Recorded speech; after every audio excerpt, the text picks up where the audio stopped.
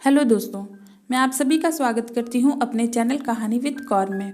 आज जो मैं आपको कहानी बताने जा रही हूँ वो मुंशी प्रेमचंद के द्वारा लिखी हुई कहानी है, जिसका शीर्षक है झांकी। और अगर अभी तक आपने मेरे चैनल को सब्सक्राइब नहीं किया है तो प्लीज़ आप मेरे चैनल को सब्सक्राइब कर लें और वीडियो अच्छी लगे तो उसे लाइक भी करें। तो आइए कहानी शुरू करते हैं। कई दिनों से घर में कलेश मचा हुआ था। माँ अलग मुंह फुलाए बैठी थी, स्त्री अलग। घर की वायु में जैसे विष भरा हुआ था। रात को भोजन भी नहीं बना। दिन में मैंने स्टोव पर खिचड़ी डाली पर खाया किसी ने भी नहीं। बच्चों को आज भूख ना थी। छोटी लड़की कभी मेरे पास आके खड़ी हो जाती, कभी माता के पास, कभी दादी के पास, पर कहीं भी उसके लिए प्यार की बात ना थी। कोई उसे गोद में ना उठाता था, मानो उसने भी कोई अपराध किया हो। लड़का शाम को स्कूल से घर आया। किसी ने उसे कुछ खाने को ना दिया, ना उससे बोले, ना कुछ पूछा। दोनों बरामदे में मन मारे बैठे हुए थे और शायद यह सोच रहे थे कि घर में आज क्यों लोगों का हृदय उनसे इतना फिर गया है।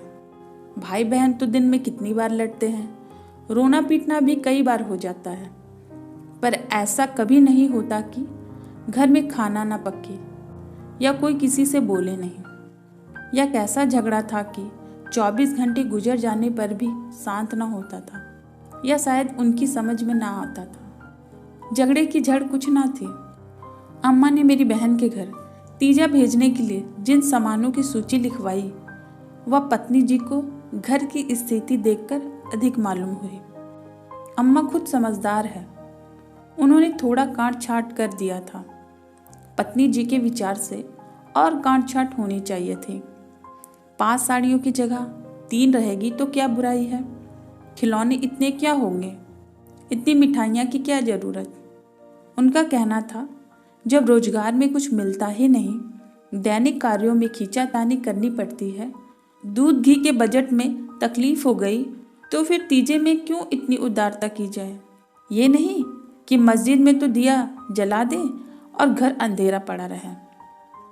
इसी बात पर सास बहू में तकरार हो गई, फिर साखें फूट निकली। बात कहाँ से कहाँ पहुँच गई। गड़े हुए मुर्दे उखड़ गए। अनौतियों की भी बारी आई। व्यंग का दौर शुरू हुआ और मोना लंका पर समाप्त हो गया। मैं बड़े संकट में था। अगर अम्मा की तरफ से कुछ कहता तो पत्नी रोना धोना शुरू कर देती, अपने नसीबों को कोसने लगती। पत्नी जी से कुछ कहता तो जन मुरिद की उपाधि मिलती है, इसलिए बारी बारी से दोनों पक्षों का समर्थन करता जाता। पर स्वार्थवश मेरी सहानुभूति पत्नी के साथ ही थी। खुलकर अम्मा से कुछ कह भी नहीं सकता था, पर दिल में समझ रहा था कि ज्यादती इन्हीं की है। दुकान का यह हाल है कि कभी कभी बौनी भी नहीं होती, असमियों से टीका वसूल नहीं होता, तो इन पुरानी लकीरों को पीटकर क्यों अपनी जान संकट में डाला जाए। बार बार इस गृहस्थी के जंजाल पर तबीयत झुंझलाती थी। घर में 3 ही प्राणी हैं और उनमें भी प्रेम भाव नहीं। ऐसी गृहस्थी को तो आग लगा देनी चाहिए। कभी कभी ऐसा सनक सवर हो जाता है कि सब कुछ छोड़ छाड़ के भाग जाऊं। जब अपने सिर पड़ेगा तब इनको होश आएगा, तब मालूम होगा कि गृहस्थी कैसे चलती है। क्या जानता था कि यह विपत्ति झेलनी पड़ेगी, नहीं तो विवाह का नाम ही ना लेता। तरह तरह के कुंसित भाव मन में आ रहे थे। कोई बात नहीं, अम्मा मुझे परेशान करना चाहती है। बहू उनके पांव नहीं दबाती, उनके सर में तेल नहीं डालती, तो इसमें मेरा क्या दोष। मैंने उससे मना थोड़ी न किया है। मुझे तो सच्चा आनंद होगा यदि सास बहू में इतना प्रेम हो जाए, लेकिन यह मेरे वश की बात नहीं कि दोनों में प्रेम डाल दूं। अगर अम्मा ने अपनी सास की साड़ी धोई है, उनके पांव दबाए हैं, उनकी गुड़कियां खाई है, तो आज का पुराना हिसाब बहू से क्यों चुकाना चाहती है। उन्हें क्यों नहीं दिखाई देता कि अब समय बदल गया है। बहुएं अब भय व सास की गुलामी नहीं करती। प्रेम से चाहे उनके सिर के बाल नोच लो, लेकिन जो रोब दिखाकर उन पर शासन करना चाहो तो वह दिन तो लाद गए। सारे शहर में जन्माष्टमी का उत्सव हो रहा था। मेरे घर में संग्राम छिड़ा हुआ था। संध्या हो गई थी। पर घर अंधेरा पड़ा हुआ था। मनहूसियत छाई हुई थी। मुझे अपनी पत्नी पर क्रोध आ गया। लड़ती हो तो लड़ो, लेकिन घर में अंधेरा क्यों रखा है? जाकर कहा, क्या आज घर में चिराग न जलेगा? पत्नी ने मुंह फुलाकर कहा, जला क्यों नहीं लेते? तुम्हारे हाथ नहीं है? मेरी देह में आग लग गई। तो क्या जब तुम्हारे चरण नहीं आए थे तब क्या घर में चिराग न जलते थे? अम्मा ने आग को हवा दी। नहीं, तब सब लोग अंधेरे में ही पड़े रहते थे। पत्नी जी को अम्मा की इस टिप्पणी ने जमे में बाहर कर दिया। बोली, जलते होंगे मिट्टी की कुप्पी, लालटेन तो मैंने नहीं देखा। मुझे इस घर में आए 10 साल हो गए हैं। मैंने डांटा, अच्छा चुप रहो, बहुत बढ़ो नहीं। ओहो, तुम तो ऐसे डांट रहे हो जैसे मुझे मोल लाए हो। मैं कहता हूँ तुम चुप रहो। क्यों चुप रहूं? अगर एक कहोगे तो 2 सुनोगे। इसी का नाम प्रतिवता है। जैसा मुंह होता है वैसे ही बीड़े मिलते हैं। मैं परासत होकर बाहर चला गया और अंधेरी कोठरी में बैठा हुआ उस मनहूस घड़ी को कोसने लगा जब इस कुलच्छनी से मेरा विवाह हुआ था। इस अंधकार में भी 10 साल का जीवन सिनेमा चित्रों की भांति मेरे नेत्रों के सामने दौड़ गया। उसमें कहीं प्रकाश की झलक न थी, कहीं स्नेह की मधुरता न थी। सहसा मेरे मित्र पंडित जयदेव ने द्वार पर पुकारा, अरे आज यहाँ अंधेरा क्यों कर रखा है जी? कुछ सूझता ही नहीं, कहाँ हो? मैंने कोई जवाब नहीं दिया। सोचा, या आज कहाँ से आकर सिर पर सवार हो गया। जयदेव ने फिर पुकारा, अरे कहाँ हो भाई, बोलते क्यों नहीं? कोई घर में है या नहीं? कहीं से कोई जवाब न मिला। जयदेव ने द्वार को इतनी जोर से झंझोड़ा कि मुझे भय हुआ कहीं दरवाजा चौखट बाजू समेत गिर न पड़े। फिर भी मैं बोला नहीं। उनका आना खल रहा था। जयदेव चले गए। मैंने आराम की सांस ली। बारे शैतान टला, घंटों नहीं तो सिर खाता। पर 5 ही मिनट में फिर किसी के पैरों की आहट मिली और अब की टॉर्च के तीव्र प्रकाश से मेरा सारा कमरा भर उठा। जयदेव ने मुझे बैठे देखकर कुतूहल से पूछा, कहाँ गए थे जी? घंटों चीखा, किसी ने जवाब तक न दिया। या आज क्या मामला है? चिराग क्यों नहीं जले? मैंने बहाना किया। क्या जाने, मेरा सिर दर्द हो रहा था। दुकान से आकर लेटा और नींद आ गई। और सोए तो घोड़े बेचकर, मुर्दों से शर्त लगाकर। हाँ यार, नींद आ गई। मगर घर में चिराग तो जलाना चाहिए था ना। आज घर में लोगों ने व्रत किया है, हाथ ना खाली होगा। खैर चलो कहीं झांकी देखने चलते हैं। सेठ गुरेमल के मंदिर में ऐसी झांकी बनी है कि देखते ही बनता है। ऐसे ऐसे शीशे और बिजली के समान सजाए हैं कि आंखें झपक उठती है।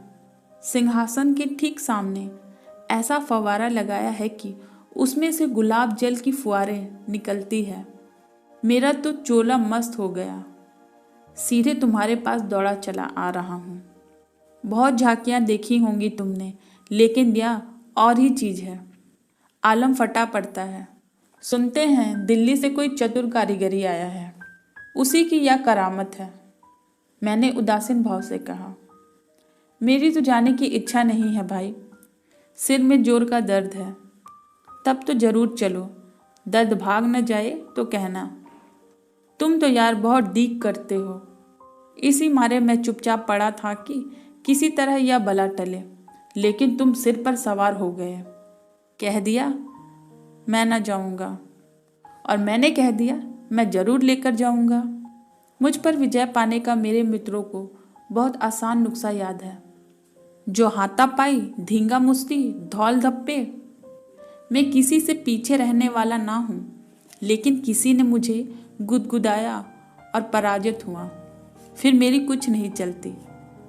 मैं हाथ जोड़ने लगता हूँ, घिघियाने लगता हूँ और कभी कभी तो रोने भी लगता हूँ। जयदेव ने भी वही नुस्खा आजमाया और उसकी जीत हो गई। संधि की वही शर्त थनकी कि मैं चुपके से झांकी देखने चला गया। सेठ घुरेलाल उन आदमियों में से है जिनका प्रातः को नाम ले लो तो दिन भर भोजन ना मिले। उनके मक्खी चूसने की सैकड़ों ही दंत कथाएं नगर में प्रचलित हैं। कहते हैं एक बार मड़वाड़ का एक भिखारी उनके द्वार पर डट गया कि भिक्षा लेकर ही जाऊंगा। सेठ जी भी अड़ गए कि भिक्षा ना दूंगा, चाहे कुछ भी हो। मड़वाड़ी उनके ही देश का था। कुछ देर तो उनके पूर्वजों का बखान करता रहा, फिर उनकी निंदा करने लगा। अंत में द्वार पर लेटा रहा। सेठ जी ने भी रत्ती भर परवाह न की। भिक्षुक भी अपनी धुन का पक्का था। सारा दिन द्वार बेदाना पानी पड़ा रहा और अंत में वहीं मर गया। तब सेठ जी पसीजे और उनकी क्रिया इतनी धूमधाम से की कि बहुत कम किसी ने की होगी। भिक्षु का सत्याग्रह सेठ जी के लिए वरदान हो गया। उनके अंतःकरण में भक्ति का जैसे स्रोत खुल गया हो। अपनी सारी संपत्ति धर्मार्थ अर्पण कर दी। हम कठुरदारे पहुंचे तो दर्शकों की भीड़ लगी हुई थी। कंधे से कंधा छिलता था। आने और जाने के मार्ग अलग थे। फिर भी हमें आधे घंटे के बाद ही भीतर जाने का अवसर मिला। जयदेव सज सजावट देखकर लोटपोट हुए जाता था, पर मुझे ऐसा मालूम होता था कि इस बनावट और सजावट के मेले में कृष्ण की आत्मा कहीं खो गई है। उनकी वह रत्न जड़ित बिजली से जगमगाती मूर्ति देखकर मेरे मन में ग्लानि उत्पन्न हुई। इस रूप में भी प्रेम का निवास हो सकता है। मैंने तो रत्नों में दर्प और अहंकार ही भरा देखा है। मुझे उस वक्त यह याद ना रहा कि यह एक करोड़पति सेठ का मंदिर है, जो धनी मनुष्य धन से लौटने वाले ईश्वर की ही कल्पना कर सकता है। धनी ईश्वर में ही उसकी श्रद्धा हो सकती है। जिनके पास धन नहीं, वह उसकी दया का पात्र हो सकता है, श्रद्धा का कदापि भी नहीं। मंदिर में जयदेव को सभी जानते थे। उन्हें तो सब जगह सभी जानते हैं। मंदिर के आंगन में संगीत मंडली बैठी हुई थी। केलकार जी अपने गंधर्व विद्यालय के शिक्षकों के साथ तंबूरे लिए बैठे थे। पखावज, सितार, सरोद, वीणा और ना जाने कौन कौन से बाजे, उनके नाम भी मैं नहीं जानता था, उनके शिष्यों के पास थे। कोई गीत बजाने की तैयारी हो रही थी। जयदेव को देखते ही केलकार जी ने पुकारा। मैं भी तुफल में जा बैठा। एक क्षण में गीत शुरू हुआ, समा बन गया। वहां इतना शोरगुल था कि तोप की भी आवाज न सुनाई देती। वहां जैसे मधुर के उस प्रवाह ने सब किसी को अपने में डुबो लिया। जो जहां था वहीं मंत्रमुग्ध होकर खड़ा रहा। मेरी कल्पना कभी इतनी सचित और सजीव न थी। मेरे सामने ना बिजली की चकाचौंध थी, ना वह रत्नों की जगमगाहट, ना भौतिक भभूतियों का समारोह। मेरे सामने वही यमुना का तट था, गुलम लताओं का घूंघट मुंह पर डाले हुए। वही मोहनी गाँवें थी, वही गोपियों की जाल किड्डा, वही बंसी की मधुर ध्वनि, वही शीतल चांदनी और वही प्यारा सा नंदकिशोर, जिनकी मुख छवि में प्रेम और वात्सल्य की ज्योति थी, जिसके दर्शनों से ही हृदय निर्मल हो जाते थे। मैं इसी आनंद विस्मृति की दशा में था कि कीर्तन बंद हो गया। आचार्य कलाकार के एक किशोर शिष्य ने धूप पद आलापना शुरू किया। कलाकारों की आदत है कि शब्दों को कुछ इस तरह तोड़ मरोड़ देते हैं कि अधिकांश सुनने वाले की समझ में ही नहीं आता कि यह क्या गा रहे हैं। इसी गीत का शब्द भी मेरी समझ में ना आया, लेकिन कंठ स्वर में कुछ ऐसा मादकता भरा ललित था कि प्रत्येक स्वर मुझे रोमांचित कर देता था। कंठ स्वर में इतनी जादू भरी शक्ति है, इसका मुझे आज कुछ अनुभव हुआ। मन में एक नए संसार की स्मृति होने लगी, जहाँ आनंद ही आनंद है, प्रेम ही प्रेम है, त्याग ही त्याग है। ऐसा जान पड़ा दुख केवल चिंता की एक वृत्ति है, सत्य है केवल आनंद। एक स्वच्छ करुणा भरी कोमलता जैसे मन को मंझोरने लगी। ऐसी भावना मन में उठी कि वहाँ जितने सज्जन बैठे हुए थे सब मेरे अपने हैं, अभिन्न हैं। फिर अतीत के गर्व से मेरे भाई की स्मृति मूर्ति निकल आई। मेरा छोटा भाई कई दिनों पहले मुझसे लड़कर घर की जमा जत्था लेकर रंगून भाग गया था और वहीं उसका देहांत हो गया था। उसके पाशविक व्यवहारों को याद करके मैं उन्मत्त हो उठता था। उसे जीता पा जाता तो शायद उनका खून ही पी जाता। पर इस समय स्मृति मूर्ति को देखकर मेरा मन जैसे मूर्छित हो गया। उसे आलिंगन करने के लिए व्याकुल हो गया। उसने मेरे साथ, मेरी स्त्री के साथ, माता के साथ, मेरे बच्चों के साथ जो जो कूट नीच और घृणास्पद व्यवहार किए था, वह सब कुछ मैं भूल गया। मन में केवल यही भावना थी, मेरा भैया कितना दुखी है। मुझे इस भाई के प्रति कभी इतनी ममता ना हुई थी। फिर तो मन की वह दशा हो गई जिसे विहलता कह सकते हैं। शत्रु भाव जैसे मन से मिट गया था।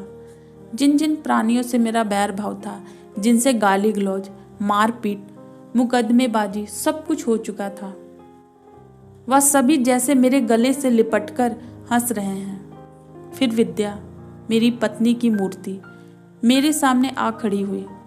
वह मूर्ति जिसे मैंने 10 साल पहले देखा था, उन आंखों में वही विकल्प कंपन था, वही संदिग्ध विश्वास, कपोलों पर वही लज्जा लल्लीमा, जैसे प्रेम सरोवर से निकला हुआ कोई कमल पुष्प हो।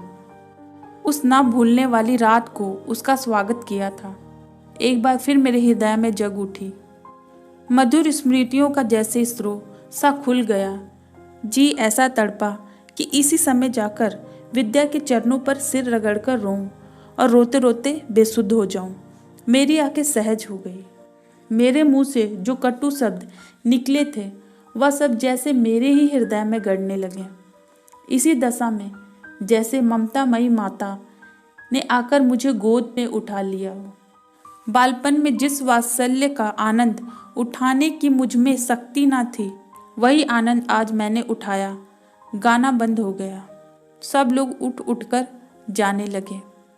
मैं कल्पना सागर में ही डूबा रहा। सहसा जयदेव ने पुकारा, चलते हो या बैठे ही रहोगे?